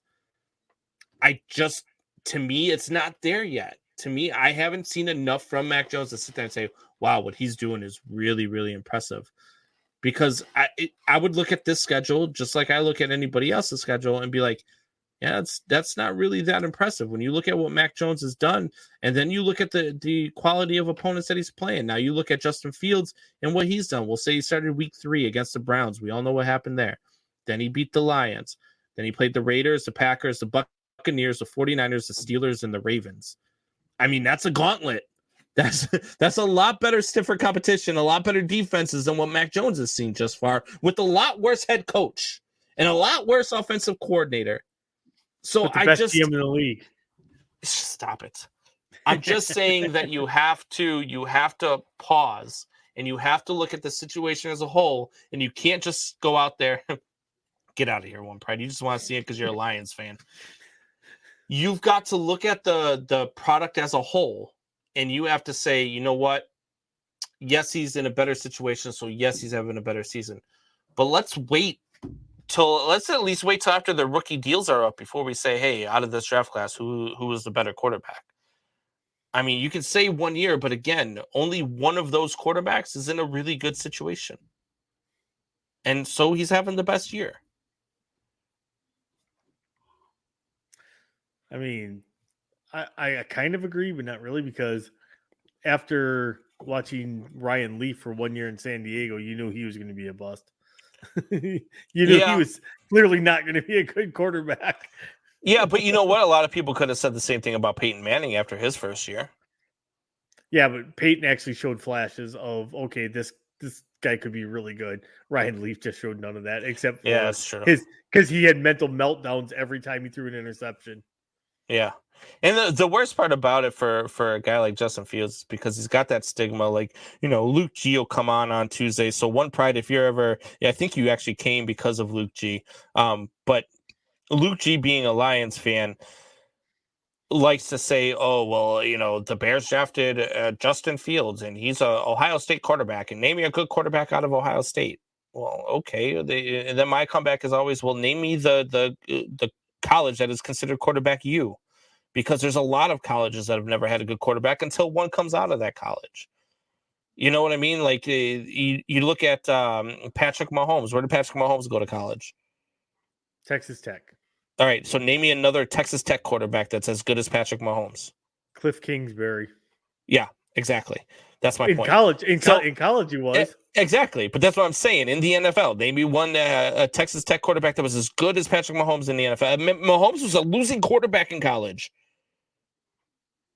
He had a losing record in college at Texas Tech. And then you look at Dak Prescott. Where did Dak Prescott go to college? Mississippi State. Mississippi State. Name me another great quarterback that came out of Mississippi State. Me. Yeah. So that's my point, is that you can't sit there and say a guy came out of this college, so he can't be good because he's a product of this college. That doesn't make any sense whatsoever. Like that's I mean, you look at Tony Romo came out of Northern Illinois, didn't he? Yep. Name me one quarterback that came out of Northern Illinois. Eastern Illinois. Name me one quarterback that came out of Eastern Illinois other than Tony Romo. I mean, it's Josh Jones. Yeah, you can't point. Look, freaking Brady came out of Michigan, who couldn't start at Michigan because he couldn't get ahead of Drew Henne. He couldn't start ahead of Drew Henson. Sorry, and yet now he's the greatest quarterback of all time. Name me another really great Michigan quarterback. You might be able to name one, maybe two, because Michigan's got a renown. Joe Montana, great quarterback out of Notre Dame. I don't know very many Notre Dame quarterbacks that produced that were great like Joe Montana. So we can't go into the this guy came out of this college. And so Mariota was good at Oregon. Joey Harrington was good at Oregon. Achilles Smith was good at Oregon. But how were they in the NFL? Who was a good quarterback, Oregon quarterback before Herbert, but in the NFL, who was a good quarterback after they left Oregon? Because that's what we're talking about. We're talking about they can't be good in the NFL because they came out of that program. That's what I'm saying. Like you can't rate quarterbacks just because of where they come from. Justin Fields, if you look at Justin Fields, you watch the guy grow game after game after game. You watch some of the spots that he puts these passes. And that's something that Bears fans, we've never seen. We've never seen, even when we had Jay Cutler. Jay Cutler was a good quarterback. He threw a lot of interceptions, but Jay Cutler was a good quarterback. I mean, you know all about good quarterbacks that throws a lot of interceptions, right, Torry? So you can still be a good quarterback and throw a lot of interceptions. That record. But we've never had a quarterback that can put the ball in a spot the way that this kid can. We've never had a quarterback that reads checkdowns the way this guy does. He reads progressions. He's a very intelligent quarterback, and he's going to be good as long as we could put the pieces in place. But anyway, that's just, my rant for the day. I know we got off of our little, rundown here just a little bit tonight. It happens. So the Giants play the Buccaneers on Monday Night Football. I know who's playing tonight. I've been watching the Blackhawks game in the background. Who's playing in the Sunday night game? Steelers and Chargers. I'm checking right. Yeah, Steelers and Chargers. Chargers lead 17-10 at halftime. So, or maybe it is halftime. So 17-10 Chargers at halftime. But tomorrow night we've got the Giants and the Buccaneers. How can the Giants win this game, Torrey? The entire Buccaneers team gets COVID and can't play.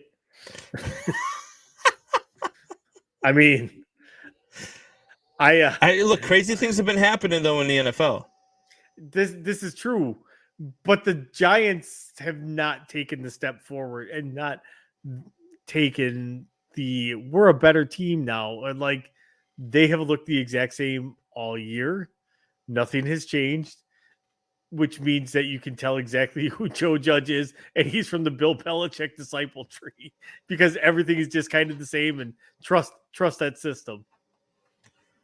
Then we got Everyday Wars for Everyday Warriors. Says Ryan Pace is the GM of the year. Get out of here with that nonsense. Is that your cousin, Tori?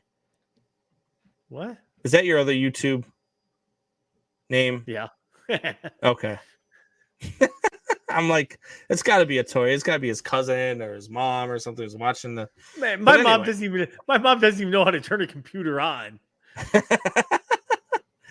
Why does everyone hate Jim McMahon? Rock. I don't. I love Jim McMahon. Nobody hates Jim McMahon. Everybody loves Jim McMahon, especially here in Chicago. But I will tell you that Jim McMahon is probably the second worst quarterback to ever win a Super Bowl. He was not very good. He was a product of playing behind the monsters of the Midway. He was a product of having, one of the three greatest running backs of all time in his backfield. A very good offensive line. He was not a very good quarterback. So who is the worst quarterback to win a Super Bowl? Come on, man. Trent Dilfer. Really? Yes. Come on. Name me a worst quarterback. I can name you a worst quarterback that has gone to a Super Bowl. No, I can. And he was also a Bear. Doug Williams. Doug Williams was the MVP of that Super Bowl. Yeah, but that was the only good year he ever had. Yeah, but still had a good year. Still good. I don't. He's probably up there. I wouldn't say Mark Rippon. Yeah. God. I don't think there was a worse quarterback to go to a Super Bowl than Rex Grossman.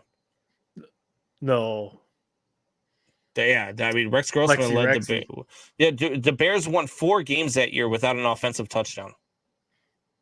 Yeah, that's insane.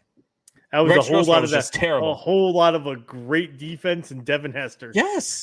Yes, absolutely, 110%. Rex Grossman's the worst quarterback to ever go to one. Trent Dilfer is the worst quarterback to ever win one. Yeah, I don't know. I might even throw Brad Johnson in that category. Did Brad Johnson win the Super Bowl? Yeah, he won it with Tampa Bay. Oh, when they beat the Raiders, right? Yep. Yeah, Brad Johnson's in that category. God, Brad Johnson, Trent Dilfer, Jim McMahon. I guess you could probably go 1A, 1B, 1C there, maybe. I guess it's all up there. But all right. That is all the time that we have for tonight, Man Hour Nation. It is Sunday night.